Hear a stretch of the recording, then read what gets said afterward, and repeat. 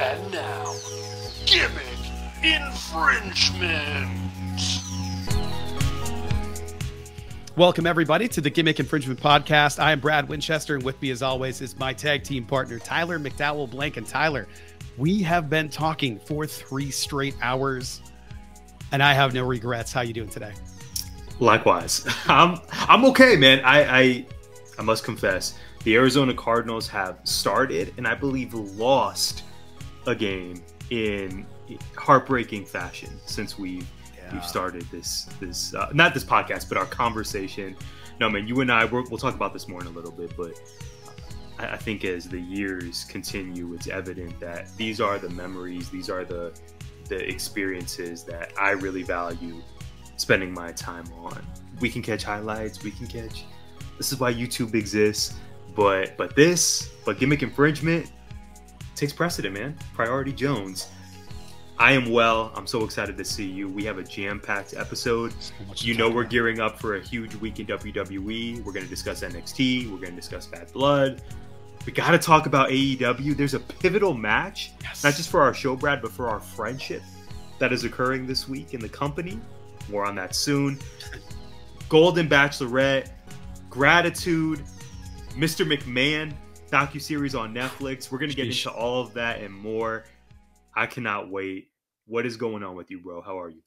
I'm doing well. We're all coughing around here. Like you can hear it in my voice. It's not completely there yet. It's I've coughed a lot since we started actually talking to each other today, but it's gotten better.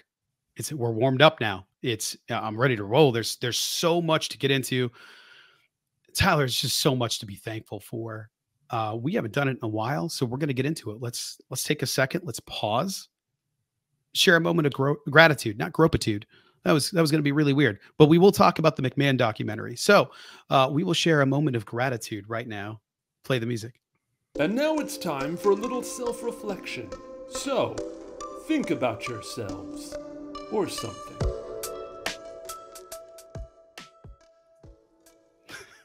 I've been saving. That's hilarious. Embrace the mess. Yeah, embrace the mess. I've been saving this update actually for this very moment, but I've been thinking about this for a few days. So I mentioned to you, I actually kind of kept this pretty close to the vest, as it were. I applied for a graduate program over the summer at the absolute 11th hour. I learned that our campus at Arizona State has an in-person English, a Master's of Arts in English program. So we had the highly sought after, highly acclaimed grad school segment. I never remember the name for it. It's not This Week in Grad School. It's called something else. It is.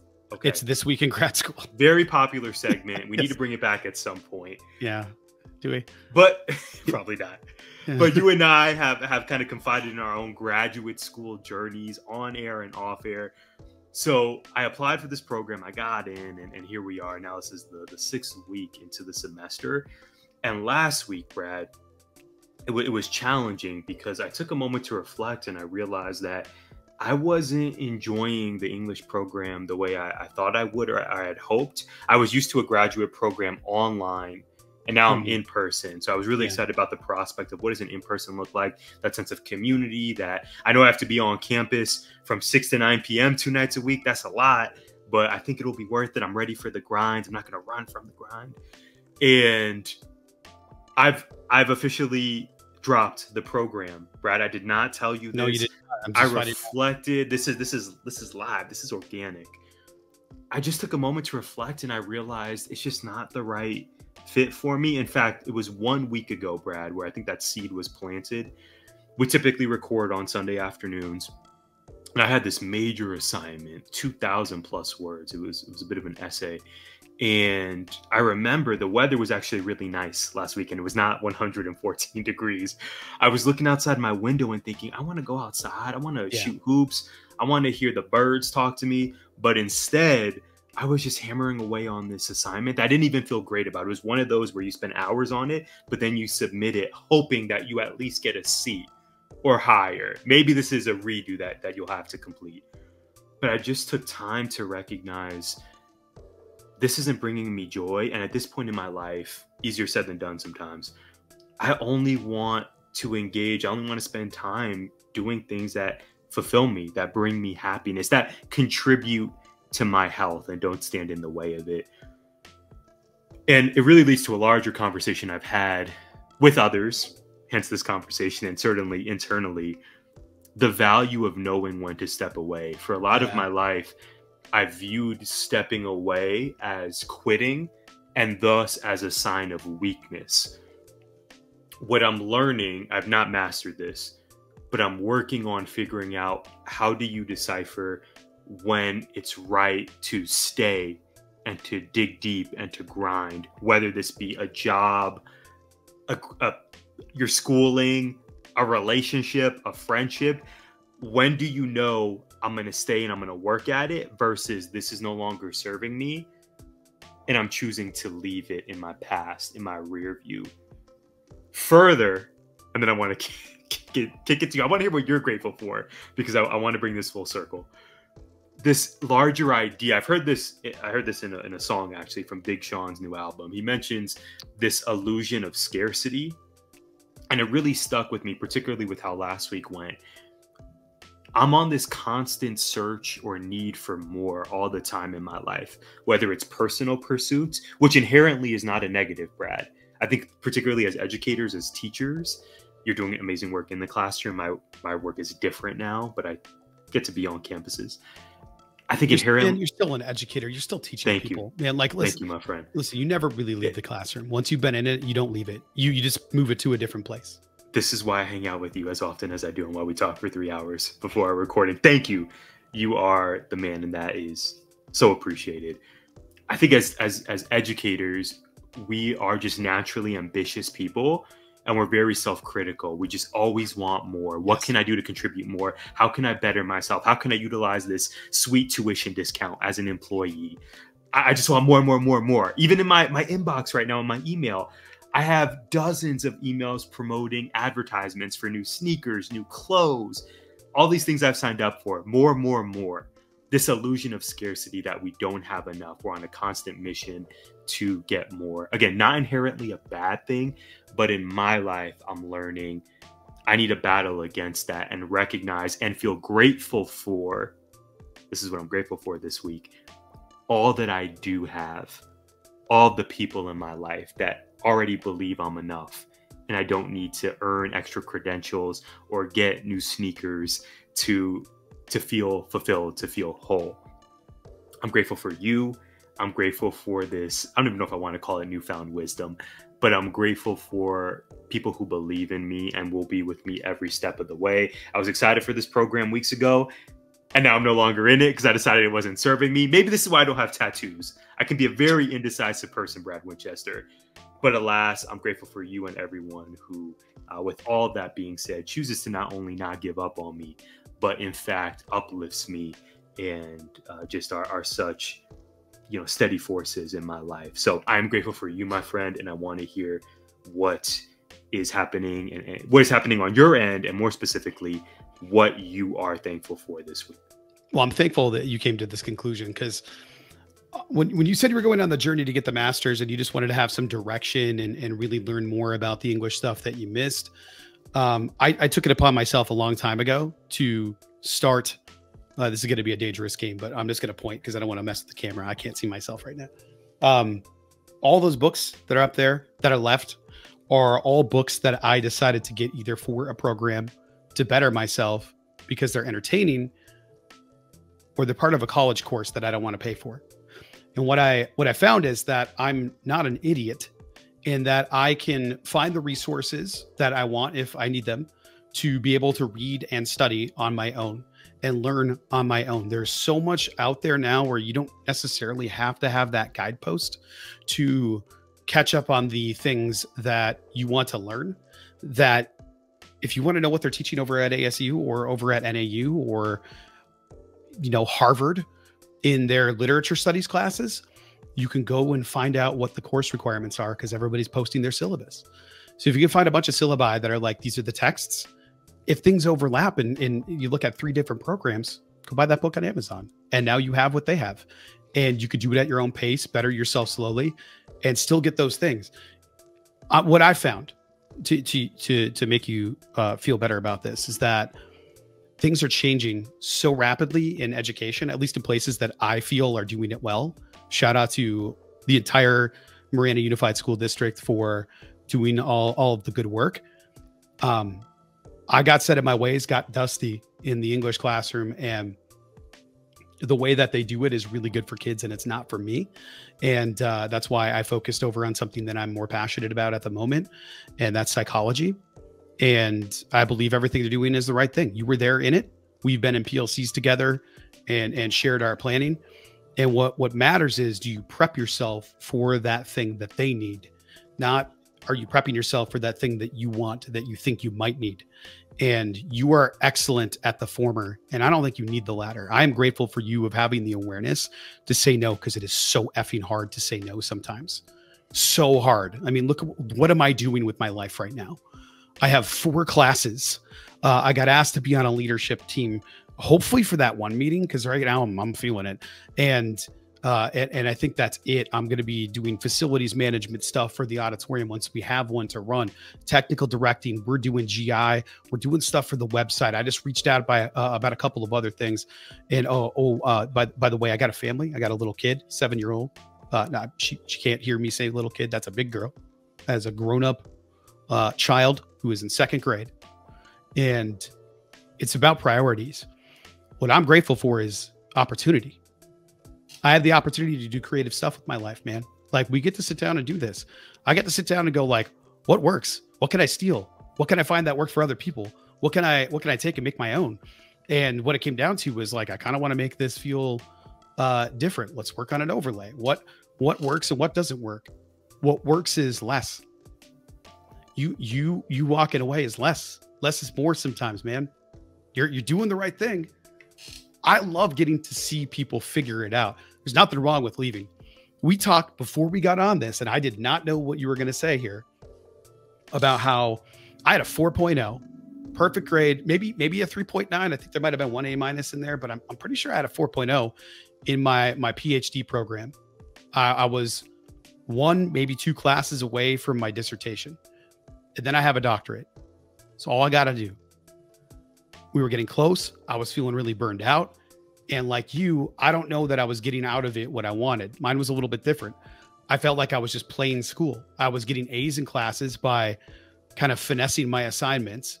Like you, 2,000 words, 3,000 words, a lot of 3,500 word things due in over a course of 2 weeks. But it's a lot of research. And it's just like, fill it with quotes and citations, not learn a thing, see what happens. Because I'm really good at BSing. And as you can tell by my 20-minute gratitude segment here, I just wasn't getting anything out of it. I was learning the stuff that I wanted to learn when it was, hey, go do this thing that'll help you for your dissertation. Do a diet research background for your dissertation. And I was like, man, I'm into this. This is amazing. And I learned a ton. Those opportunities let me learn. But what I took away from that is I don't need anybody to help me learn it. I could just go do it. I felt it made me going to school made me feel empowered not to go to school anymore until I couldn't pass this up. This is something, the program I'm currently in, where I definitely needed guidance and I definitely need pointers and the right opportunities to work on things. And I'm sticking with it and I'm almost done. And I'm in a position now where I get to debate whether or not I should take this other class since it's free for me. Or do I back off and save my sanity a little bit? I'm kind of leaning toward losing my sanity because I love the professor. Shout out to Erica Conrad, Dr. Erica Conrad up at NAU, and Dr. Rothfork, who's going to be overseeing my capstone. So both awesome. I just have all these opportunities in front of me, man, and it feels really good. So I'm grateful today for that. I love it. I love it. And while my voice is gone. So I'm going to take this vigorous sip of water. When we have a 10-minute gratitude segment, this is just a natural byproduct of that. That was exactly my thought process. Is I want to focus on GI. I want to focus on 4AZ. That just brings me more joy, and I think that's going to lead me to where I want to go in the future, as opposed to what I was doing in class. I so appreciate you. I think that was a beautiful way to start this episode, Brad. And speaking of our episode, you know we also got to talk WNBA. I did not mention that in my teaser earlier, but specifically, we have an opportunity for you as you are gearing up to watch the continuation of these amazing WNBA playoffs. More specifically, I want to know if you are ready to elevate your fantasy sports experience with Prize Picks. During this WNBA postseason, you can win up to 100 times your money. Imagine turning a $10 entry into a whopping $1,000. If you're looking for promotions, Prize Picks has got you covered every single week. From lowering select player stats projections on Tuesdays to help your lineup hit, or getting your entry fees back if you have a losing lineup on Fridays. With greats like Brianna Stewart and Asia Wilson clashing, you could win up to 100 times your cash simply by watching them ball out. So download the Prize Picks app today and use code CLNS for a first deposit match up to $100. That's code CLNS on Prize Picks for a deposit match up to $100. Pick more, pick less. Is that easy? Tyler, we have so much to talk about with WWE. I'm not even sure what you're going to ask. I have a feeling I know, but I don't really know. I'm going to make a prediction here. You ready for my prediction? I'm ready for your prediction. It has something to do with the article. You can check it out on gimmickinfringementpod.com. It is newly posted. Tyler just wrote an article. I'm hoping I'm right. Am I right? You're not. You're not. Ugh. But the love you're showing me on this episode is paramount and just fantastic. I'm going to revisit this episode quite a bit. Thank you. Check out the website for the art in and of itself. Gimmickinfringementpod.com. I like Grimmick. Grimmick is maybe a website. Grimace infringement. Regardless, you should check out the new website, the rebrand. Shout out to you, my partner. You have done an amazing job with the art and more. Yes, you're right. There's a new article on the website specifically profiling Stephanie Vacquer. It's entitled "The Era of La Primera." We saw her officially debut on NXT TV this week, and I wrote a piece exploring where Stephanie has been, Forbidden Door, and how that changed the trajectory of really everything in her career, and just preparing for her eventual in-ring debut on NXT. So check it out. I think you'll really enjoy it. Again, thank you for the toss-up there, my friend. But let's get into it. My question for you, it includes some exposition. It's a critically important week in WWE, as we alluded to. NXT makes its long-awaited CW Network debut on Tuesday, Brad. Yes, 2 title matches headline the show. Roxanne Perez versus Giulia and Trick Williams versus Ethan Page. Now on Saturday, Bad Blood emanates from Atlanta. So crazy. It's already 2 marquee matches also headline that show. Drew McIntyre versus CM Punk square off in Hell in a Cell. And of course, the presumptive main event, Cody Rhodes and Roman Reigns versus Solo Sikoa and Jacob Fatu of the New Bloodline. Rhea Ripley and Liv Morgan are also featured on the card. Very excited for that. Here's my question. What are you most looking forward to this week in World Wrestling Entertainment? Man, oh, what a question. I think it has to be, because I've been complaining about it for so long. I feel like my only option here is CW NXT. It has to be like it. You've been talking about it for a long time. Get out of the PC. I can't stand the PCs. And here we are. Production wise, whenever they're somewhere else, it's second to one. I don't want to say second to none. The main roster stuff is always going to be the best production value for your money. I don't think they're going to be holding back on this, man. I think that this is going to be something different. I also think that since it's a network that's not necessarily used to broadcasting sports or sports entertainment or live events in general, that I can't remember the last time I watched something that was live on the CW, if ever, or the WB, if you want to keep going back in time. I got nothing there. So for the, or was it UPN? It was UPN WB merger. UPN was probably the last time there was like live sports entertainment, right? Wasn't SmackDown on UPN for a second? It was. So, wow. And we got to go to the Wayback Machine for that. So I'm excited to see what they come up with, because the CW, I don't believe, is exactly thriving right now. That entire media company is I think struggling, the umbrella networks, but I think they're going to come up with some creative, innovative ways to film this stuff live. Something that's different than quote the main roster, and certainly different than what AEW is doing. I'm hoping it feels more like a WWE polished experience of the black and gold brand. I think if they can make it feel somewhere between the grittiness and the pro wrestling that we get from the actual in-ring product on NXT with the arena polish of WWE, but more of a feeling like AEW, if that makes sense. Because it's like NXT is doing AEW things, maybe not the blood and the hardcore stuff that AEW is doing, but it looks like video game cartoon polish. I hate it so much because it's so cramped, that you put that in an arena. I can't wait to see what it's going to look like, because I have a feeling it's going to be the best thing that WWE puts out there every week, because those folks are free to go try and figure it out versus less free to adhere to the storyline and the script and the other things that are required of the main roster product when you're leading to major money-making pay-per-view events. But I don't know. I don't know what their long-term plan is. It doesn't feel like a developmental brand anymore when CM Punk is showing up and you got all these stars that are like the A-list stars that are coming down to compete. I can't even see coming over to compete. Because in ring wise, they're all on par. But yeah, I'm excited to see what happens. My hope is that some of the people that haven't been on TV for a while are going to show up in NXT, like Shinsuke Nakamura. Sign me up right away. So we've been getting teases. I think Shawn Michaels even alluded to, if the timeline is not deceiving me, there have been teases, there have been words said that there are more surprises coming. Not just Stephanie Vacquer waiting for the winner of Giulia Roxanne. There could be Nakamura. There could be other people we're not thinking of who we're going to see pop up here for the next 2 weeks and beyond. How about you? What are you looking forward to? You know what? I guess I'm full of surprises on this episode. I have another surprise for you. I prepared for you to ask me this question back, actually.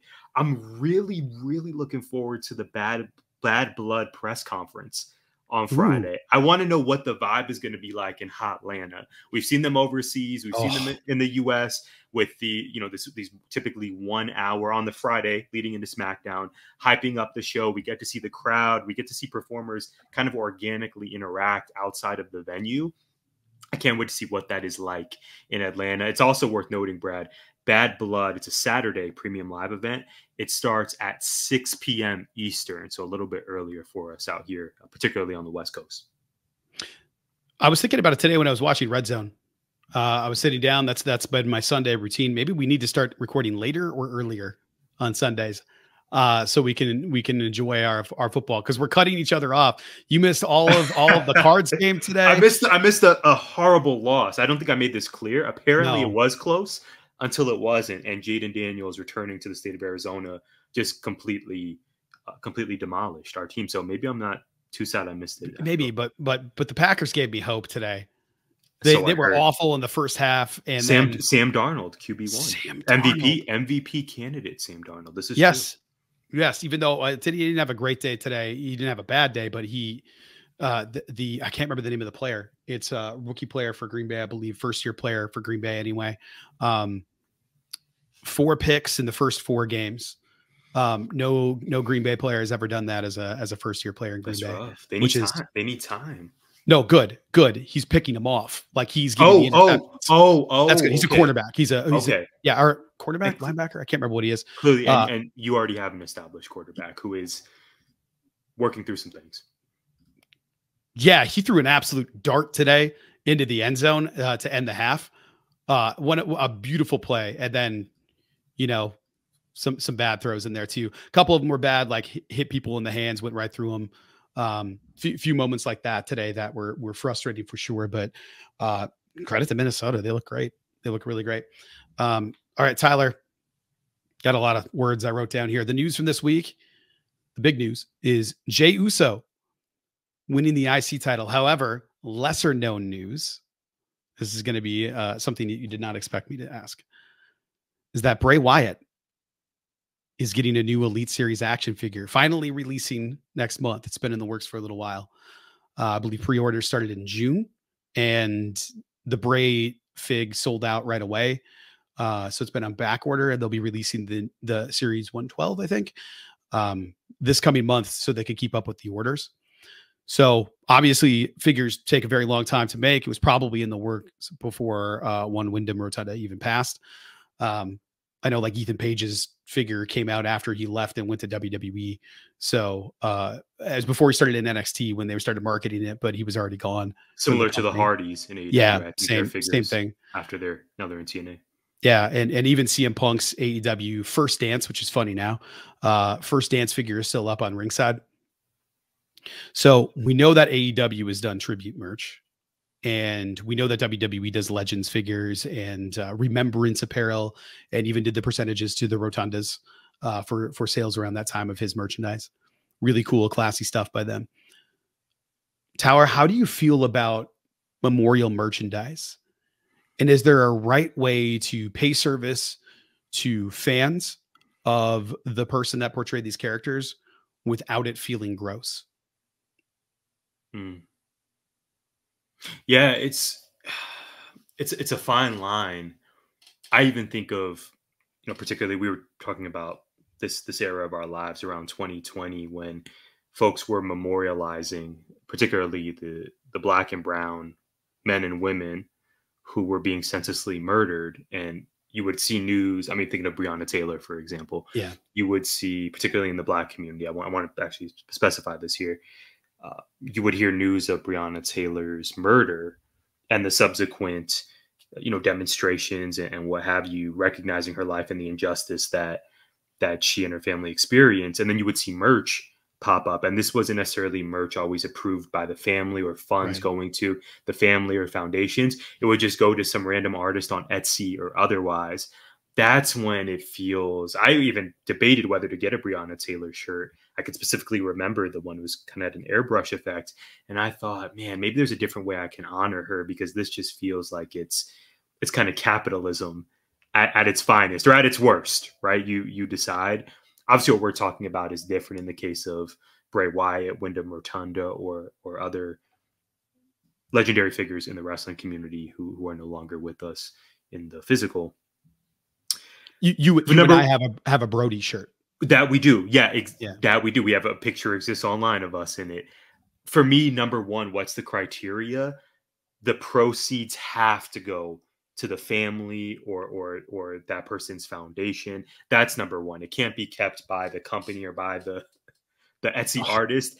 It has to go to a meaningful cause or simply to the family.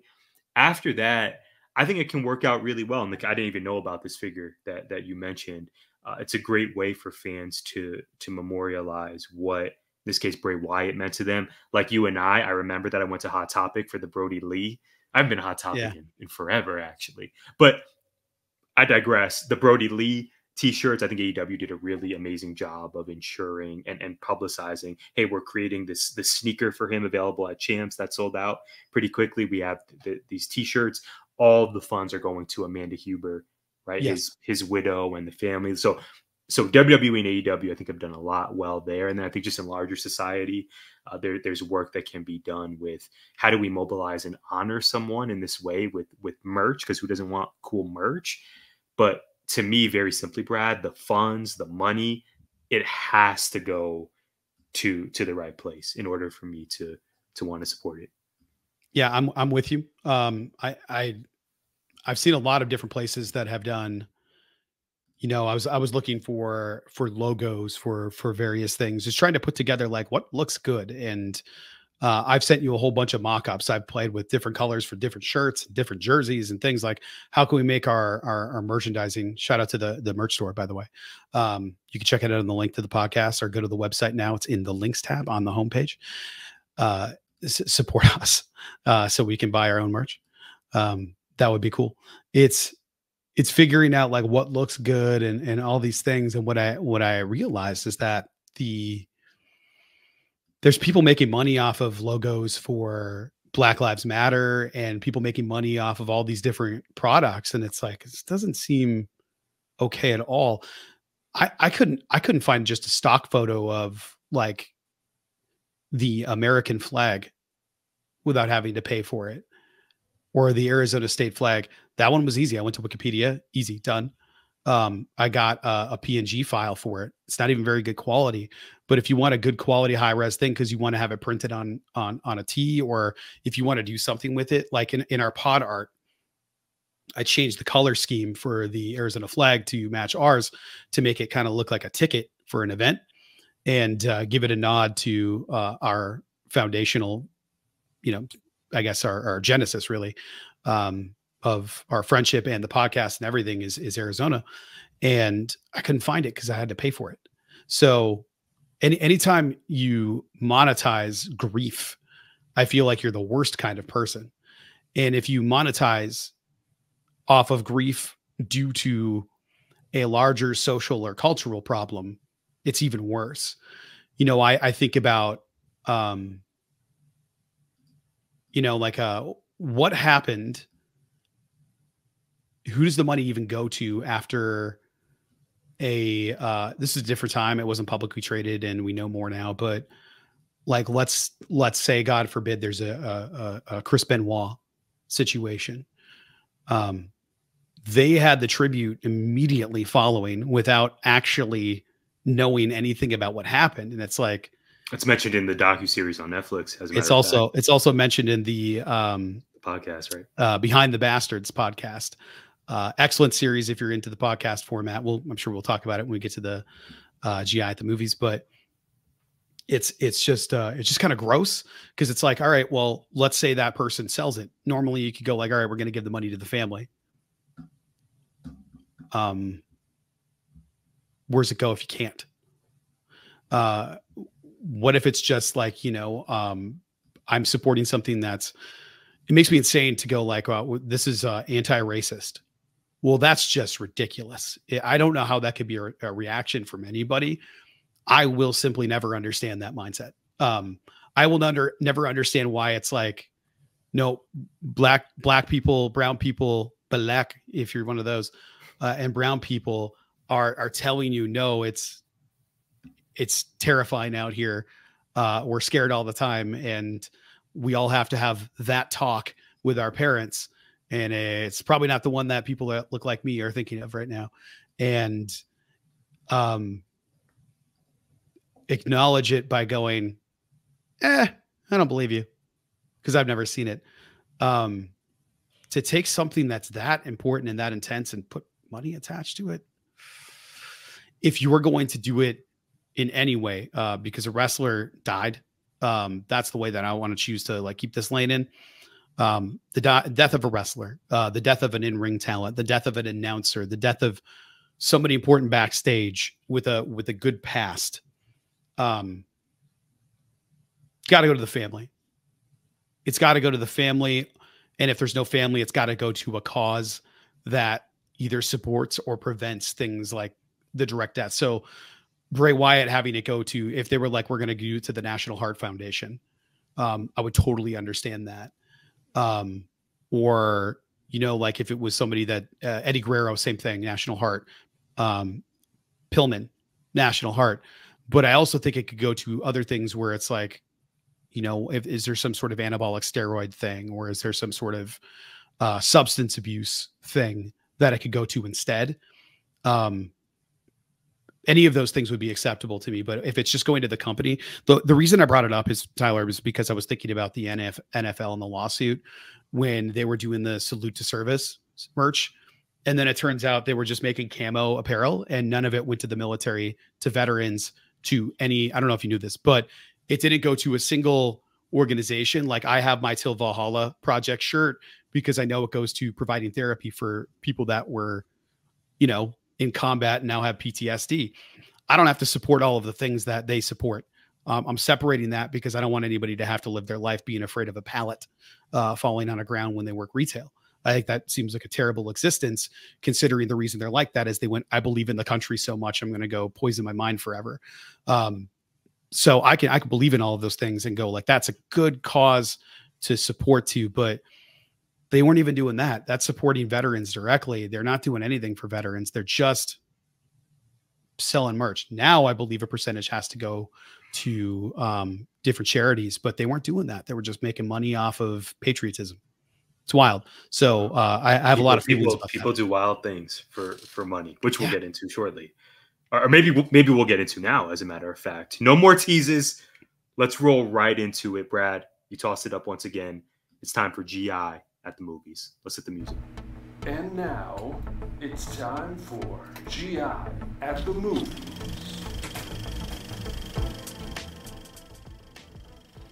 All right, the 6-part docuseries on Vince McMahon is finally available. The Ringer-led project explores his childhood, rise, and the fall of arguably the most important figure in pro wrestling history. Now, the majority of the interviews were conducted in 2021 and 2022 before news of McMahon's alleged abuse was revealed, at least the most recent alleged abuse. There's a history of other lawsuits which are highlighted on this docuseries. Now, Brad, I had 2 main takeaways without giving spoilers. I know it was just released and folks need time to watch it all. 2 main takeaways I had, though. First, the father-like role and position that McMahon has held in talents' lives and continues to. Some of those talents who were interviewed and featured on this docuseries include The Undertaker, John Cena, Trish Stratus, Cody Rhodes even popped up. But those first 3 on air describe that McMahon was and is like a father figure to them, someone they look up to. Undertaker even said notably that he would take a bullet for Vince. That's how much he means to his life. My second and final takeaway, I had many, but if I had to choose 2, my second one, Brad, Shane McMahon. To me, he was by far the biggest winner from this docuseries. It explores the Mr. McMahon series explores Vince's upbringing and the unhealthy relationship that he had with his dad and how he was always kind of trying to prove himself to his father and be like his father and be strong and be that spitting image of masculinity.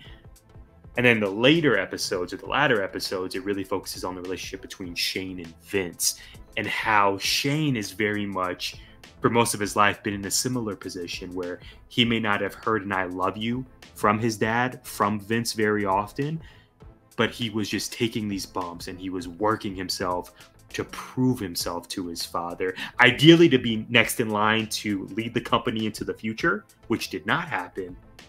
But Shane, huge winner from this, seems like, for all intents and purposes, a solid guy who just wanted to make his dad proud. I find it fascinating that this is being released, perhaps a prelude for Shane's AEW debut. We know he's been seen at the airport with the Bucks. They've taken photos, they posted them. I wonder what this could lead into for Shane, because it appears that he may not be done with wrestling, and we could see him as soon as Q4 appear on All Elite television. So those are my takeaways. Fascinating series. I was hooked from episode 1 to episode 6. Thought it was really well executed, and I know that you will enjoy it as well. Of course, it's horrific, the allegations, particularly in episode 5 and episode 6 that are raised. But just an exploration, period. Just being able to explore professional wrestling and how it's evolved and now holds a really significant place in pop culture and really in American culture. Fascinating. I think you'll be gripped to this, and I can't wait to hear your thoughts. But you also checked out a Vince McMahon-centric project as well. Is that true? Oh, I think you are on mute, my man. But I can't wait to hear what you say. I sure am. He's back. Embrace the mess. Embrace the mess. Now I got a cough. But you dived into a podcast that was also revolving around the insanity, the marketing genius of this guy. Yeah, it's a podcast called Behind the Bastards.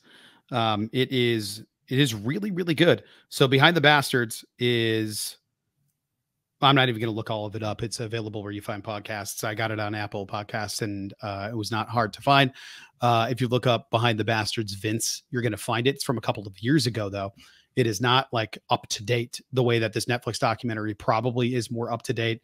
If they don't have footage or whatever, they can easily have edited in like the follow up since the recording or since we made this, which they did. Of course, exactly. Of course. So I have a feeling there's going to be a follow up episode to this at some point where they add to it and go like, here's what the outcome was, if there in fact ends up being a trial or something.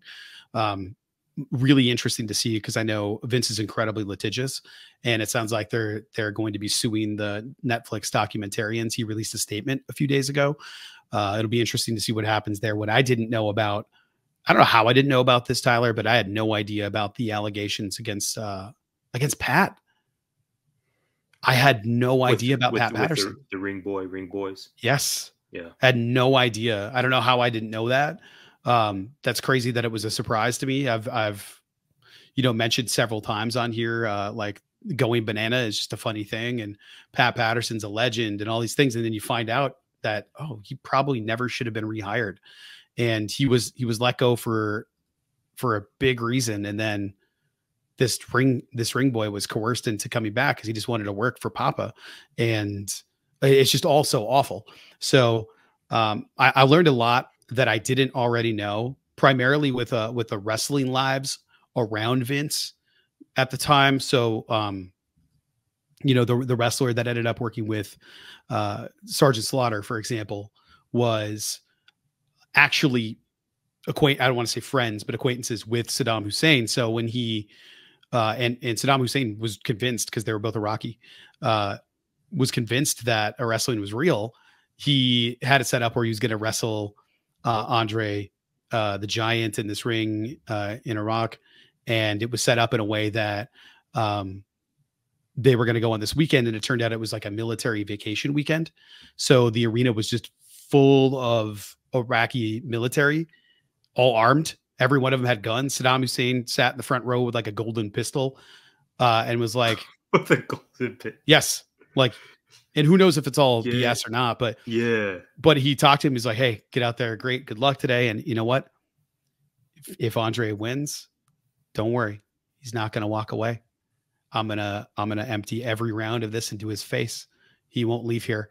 Like saying he's going to kill Andre. So Andre was supposed to be, he wins. Andre wins the last match. He wins. Everybody goes home happy, but it makes that last match seem more credible because Andre could win. They got in the ring and he's like, got in a headlock with Andre. And it's like, everything's wrong. Everything's different now. You're going to eat the pin and you're going to eat it fast. They're going to kill you.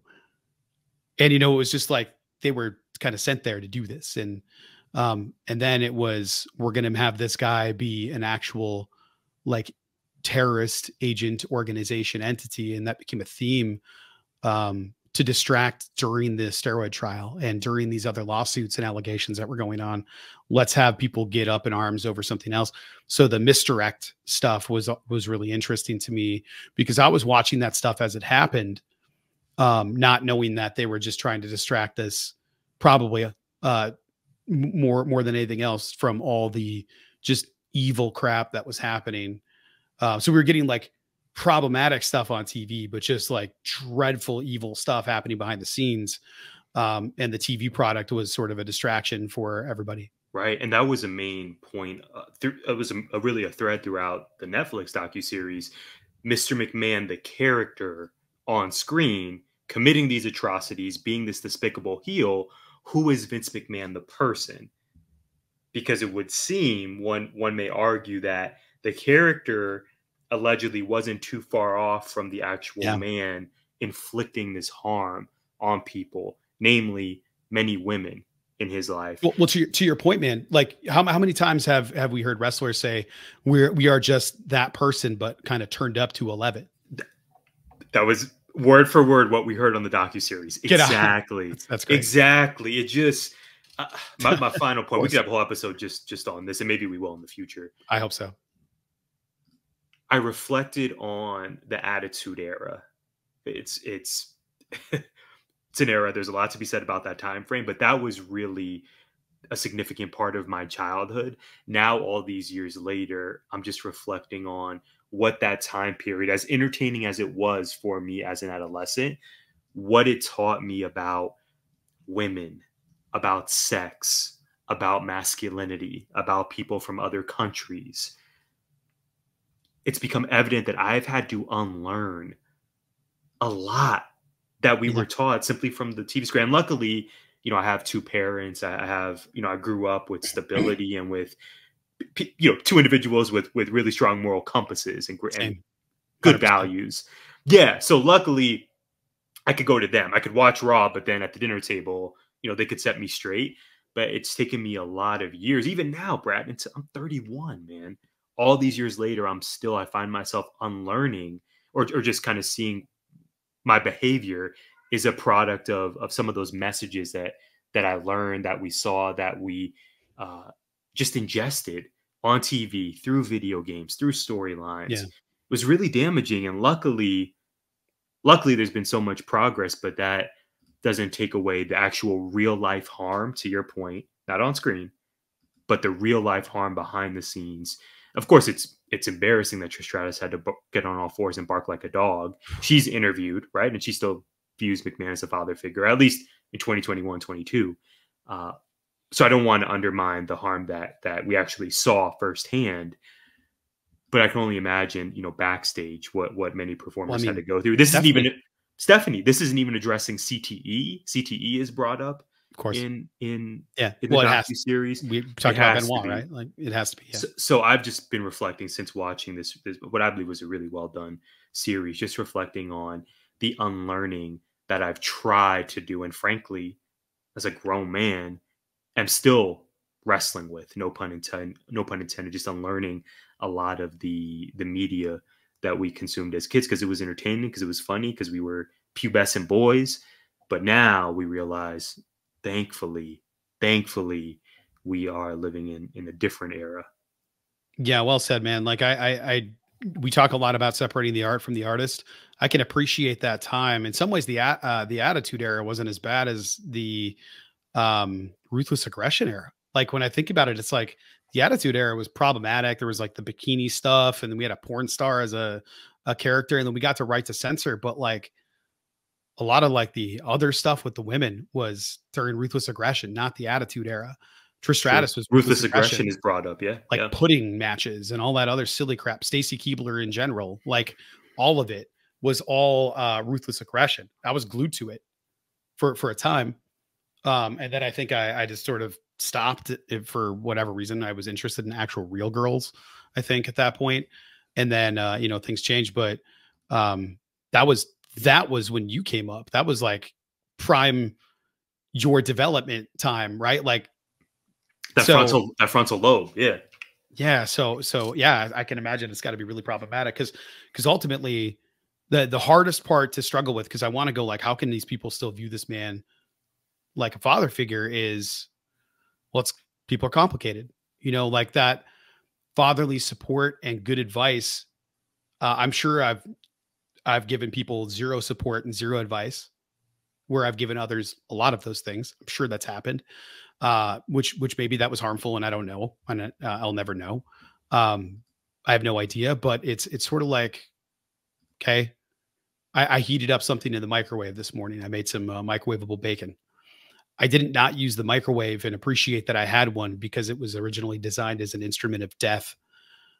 And it just didn't work out that way, because it was too big and cumbersome to actually kill people with. So now it makes Hot Pockets.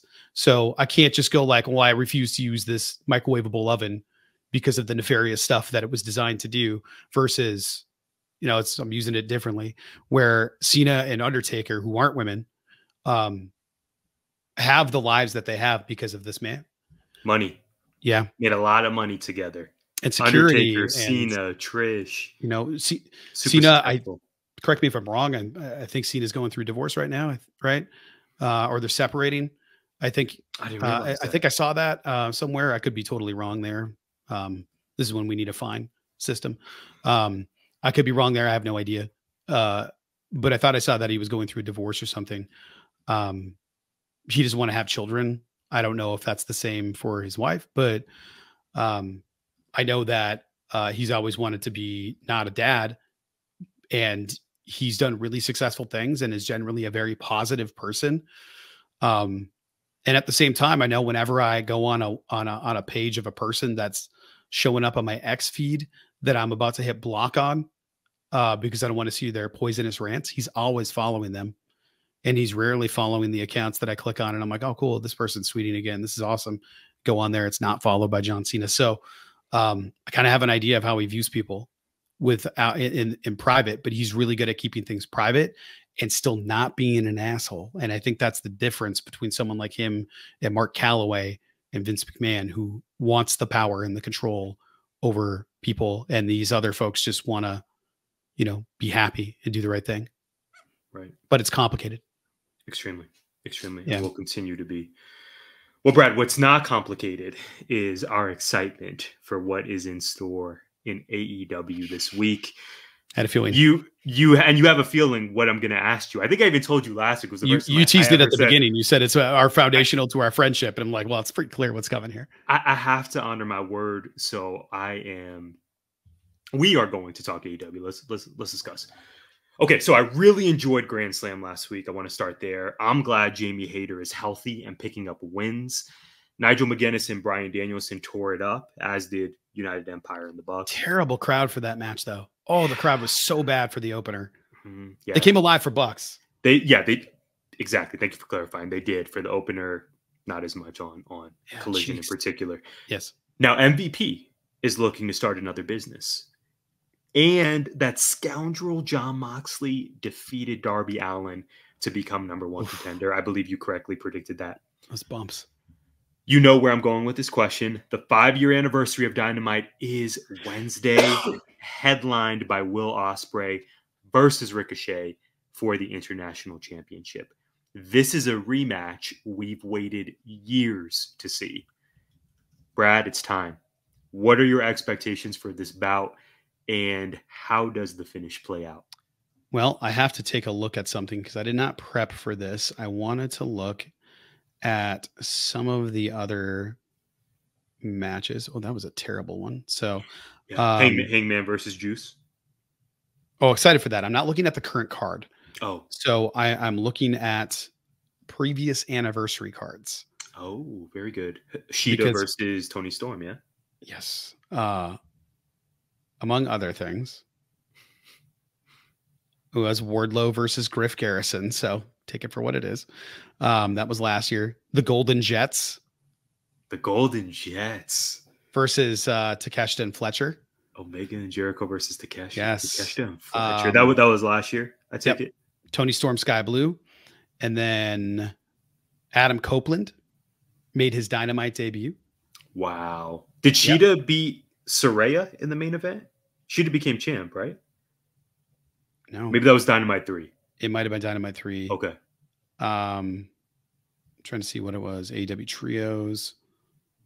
Renee Paquette, FTW Champion Hook and Orange Cassidy. MJF. Timeless Tony Storm versus Sky Blue. It's the only thing on there. I don't know anything else. Rated R Superstar, Renee Paquette, Stokely Hathaway. This is riveting listening experience for everybody watching me read. Here's the point. I was trying to figure out when the time limit draw matches happened. Because we had a Danielson Omega time limit draw. We had Hangman Swerve time limit draws. We've had a bunch of time limit draws. And I think this is going to be a time limit draw. I think this is a way to protect both dudes. If it's a 20-minute or 30-minute time limit, 20 is pretty standard for these things, but I don't know what the international championship rule is for that. So my guess is they give them the first 30 and just let them go. I'm hoping that's what we get. Oh, okay. So you're thinking it opens the show. I'm thinking so. And I hope it's just time limit draw or double count out or something. I would really, really hope so. If it's main eventing, then I can totally see Ricochet winning this. I don't know if that's what's going to happen, but I can absolutely see it. I can see Ricochet winning. I can see MJF screwing Will Ospreay out of it, or I don't know. There's a million different. Maybe Kyle Fletcher's pissed off because he didn't use the screwdriver, so he finally turns on Will. Or maybe we don't. I don't know. Maybe this is when Kyle turns on Dawn. Maybe maybe there's a whole bunch of stuff that happens here. Like Dawn sends out Takeshita to screw with Will Ospreay. Who knows, man? But I think it'll go to a draw or end in a DQ where neither of them win or lose. But if there is a winner in this match, I'm going to say it's going to be Pretty Rick, and hopefully Pretty Ricky is out there as well. Wow, bold. Obviously, the fans #1 will be the winners, particularly you and I. I want to be as optimistic as you for my guy, the one and only. I forget his new moniker now in AEW. Out of This World. I think that's it. I don't know. I don't remember. I got so much stuff in my head right now. There's just a lot going on. There's a lot going on in this episode. Yeah, there is. I don't see Ricochet being crowned this early. Not on Wednesday Wednesday night. It is early. I think there's a lot of steps we're going to reach before he potentially holds gold. The International Championship would be a great title for him. I think Will Ospreay is going to win, or more likely, this could be the perfect opportunity for a time limit draw. I'll go as far as to say if this opens the show, I think your prediction is going to be spot on, Brad. Time limit draw. Hopefully they don't do it with like the counting and then the bell ringing. Yeah. I hope they're both like poised to do some crazy high flying thing and then the bell rings. I think that would be a better way to disappoint people. That would be a tease. They're both hitting the ropes and they're about to leap at each other from across the thing, a la Ricochet and Logan Paul. Royal Rumble. But instead it's the bell rings and they look at each other and get down. Yeah. And then that's it. And then maybe they go like, we'll have a rematch at Wrestle Dream or something. Right. Just around the corner. I can't wait. I even caught the sit down with, you mentioned Renee Paquette, actually. The sit down Renee had with Ospreay and with Ricochet cool. on AEW's YouTube. Really cool. I have big expectations for this one. Will's right. Will was right in the interview, man. He said, well, look at what you've done since you come here. You've been absent for 6 years or whatever. And he's like, get to be yourself and you get to be yourself. We get to know you. Look and listen. Basically, we all found out on AEW that Ricochet is a great talker. What? How is that possible? That's crazy to me. Absolutely crazy to me. It's a big night. It's a lot riding on Dynamite 5 for GI. Yeah, so I'm really excited for it. Okay, my questions, my setup. You already brought a bunch of these things up. The main event of Collision with Sammy and Okada. Sammy's been out of the AEW spotlight, not the ROH, which again is my gripe, for a long time. And it sounded like the crowd wasn't super excited to see him. But his in-ring work is almost always delivering. And he had a really fun match with Okada. I thought that was a lot of fun. Action Andretti was killed by Brody King. We had a few other random matches that didn't really feel like it wasn't anything. And then on the flip side, we had a lumberjack strap match, which was awesome. I really enjoyed that match. The right person won. I love this moment that Jeff Jarrett's getting. I just think it's great. And he looks really good doing it. Like, I can't believe this dude is still going. He does all of the right things for him. It's awesome. We got Danielson versus Nigel, and we got one of the best tag matches of the year and maybe one of the best TV tag matches in AEW history. And some really fun storylines coming out of all of this. Wardlow, turns out, has a knee injury he's been working through. Hobbs is ready to go and waiting for creative. Joe will be back soon. Speaking of Hobbs, MVP is here and he's out for business. Tyler, my question's very simple after all of that setup. Was Grand Slam a turning point for AEW? I sure hope so. I'll say it with my chest and say yes. There's so much to be excited for. There's, I mean, you laid it out perfectly. Jeff Jarrett, we'll probably save our conversation for him on our end of the year episode because we need to give the man more of his flowers then. You set it up. There's a lot to watch AEW for beginning this Wednesday, leaving Grand Slam Dynamite and Grand Slam Collision. You mentioned MVP. We highlighted that Jamie Hayter is racking up wins and would be a great contender for Mariah May or, dare I say, Mercedes Moné whenever we get her back. The title picture, Brad, I think as the days progress, Bryan Danielson is losing that AEW World Championship in Washington at Wrestle Dream. Jon Moxley, break glass in case of emergency. He's here. He's heated up. And he just has a certain presence that is so unique in the company. So I want to tune in to see that. I'm going to say yes. I thought this was a very, I know if we look at just attendance and what have you, maybe it's not glaring that this was a massive success for the company, but in terms of storylines, in terms of by and large the in-ring product, I thought the Grand Slam week and weekend was very successful for AEW. They didn't have a ton of available tickets for Grand Slam. I thought they did pretty good at Arthur Ashe based on their setup. What was it, about 6,000? Wasn't that the report? As opposed to, year one, Danielson, Omega. If they would have done Danielson Omega here, it would have been the same.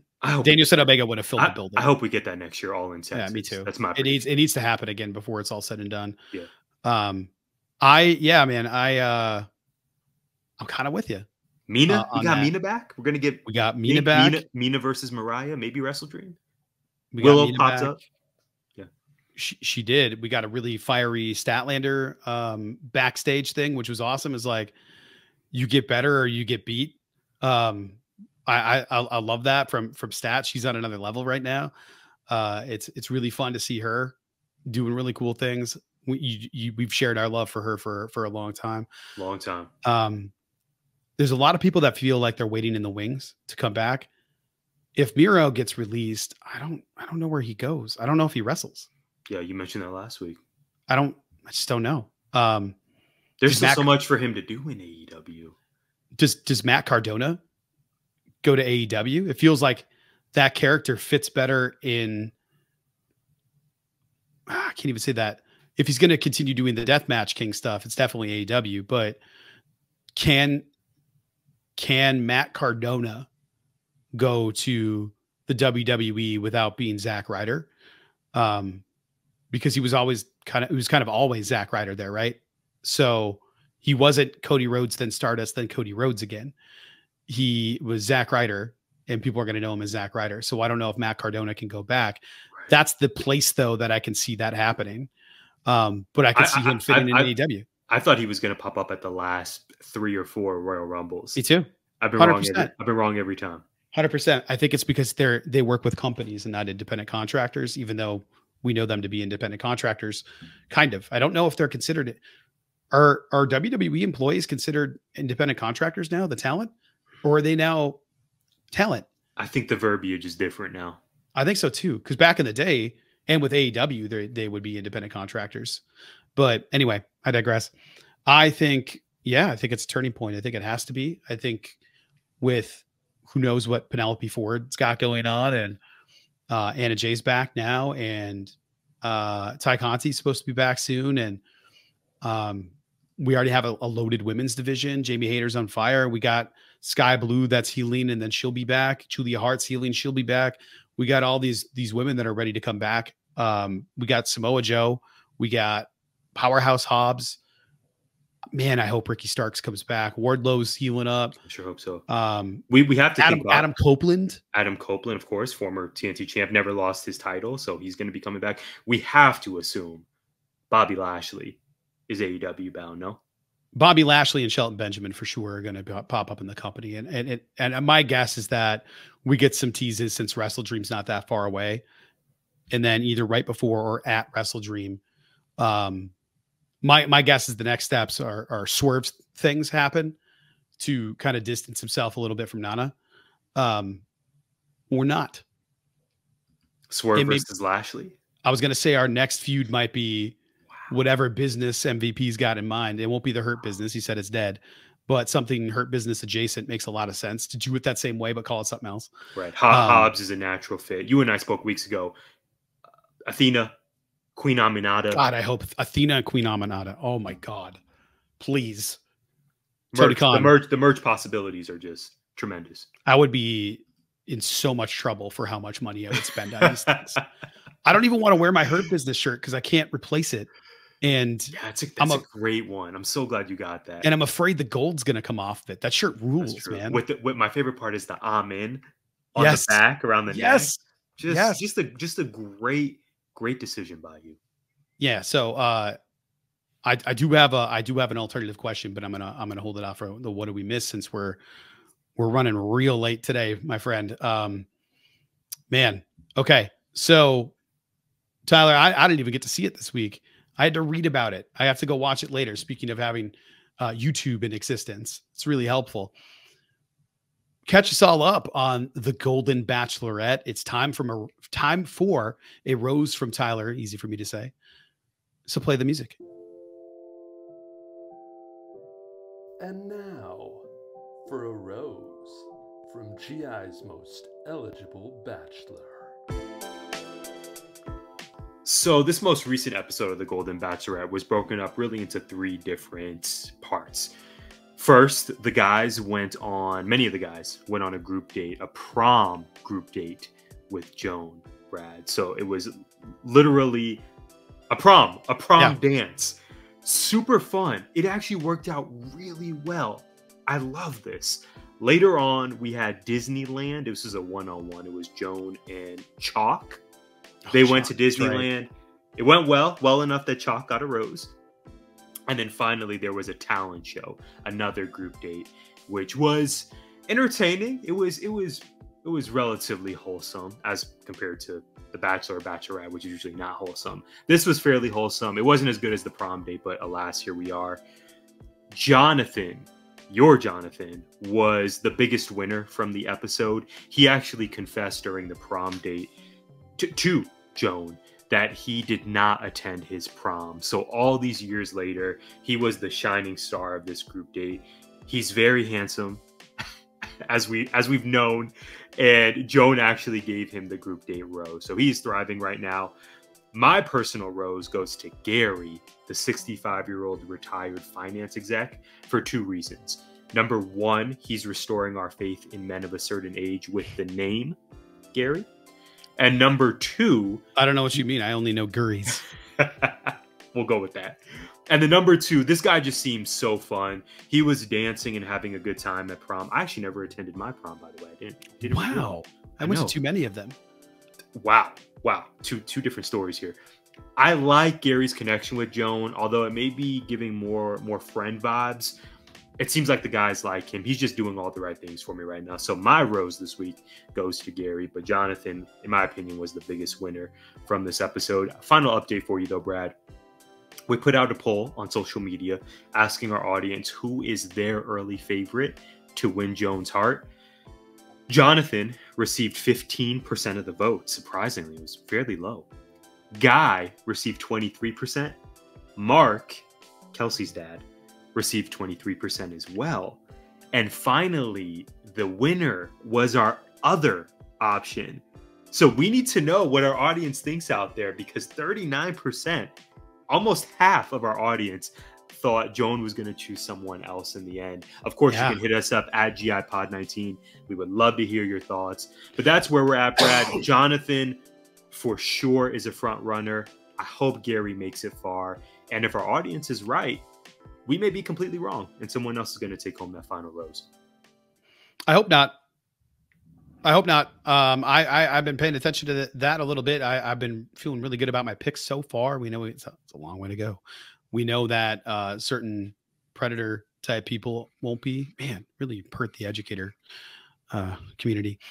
I am so tired. It is $1:07 into this recording. My mental faculties are going away. I'm sure we missed stuff. So Tyler, what did we miss?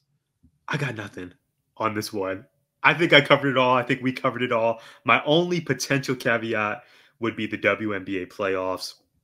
The Phoenix Mercury, sadly, predictably, did not advance. However, we have 2 great matchups, the Las Vegas Aces versus the New York Liberty on one side of the bracket. And on the other side, we have the Connecticut Sun and the Minnesota Lynx. Very excited for the action that is underway. I think both these series are going to be phenomenal, and I can't wait for us to talk about it next week.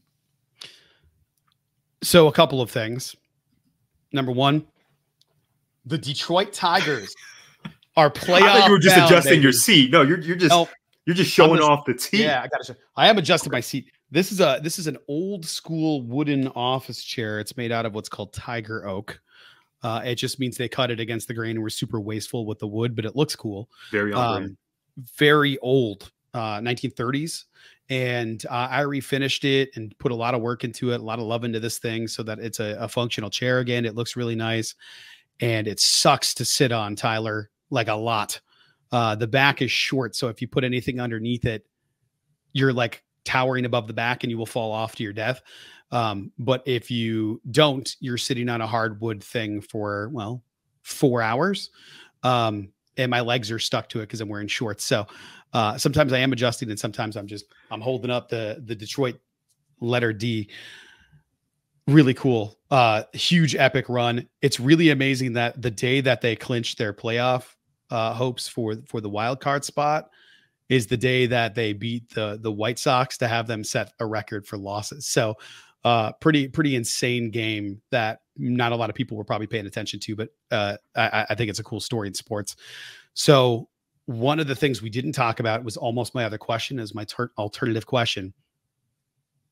Swerve let it slip that AEW might be Fox Network bound. We don't know if it's official or not, but he's like, well, we're going to Fox. That's happening soon. And I don't know why he would say it like that if it wasn't going to happen. So my question was going to be, what potential crossover would you like to see? And do you think media companies have to be careful with business crossover and other products with TK because of his position in an NFL organization? So can you do AEW stuff for Fox Sunday Football, given that, you know, a Jacksonville Jaguar executive is running that other promotion too? Is there a conflict of interest there? I thought that would be an interesting question, but we don't have time for that, so I don't want your answer. That's what I got. That's completely fair. I can't wait for Q4 of this year, and then heading into 2025. So much to look forward to, so much to be grateful for, including all of you for tuning in. Tuning in for years. We're almost to an anniversary, Tyler. Can you believe that? October is here. We thank you all for tuning in. We hope you'll join us next week. We'll see you then. Gimmick Infringement is a part of 19 Media Group. You can listen to us on Apple, Spotify, iHeartRadio, or wherever you find podcasts.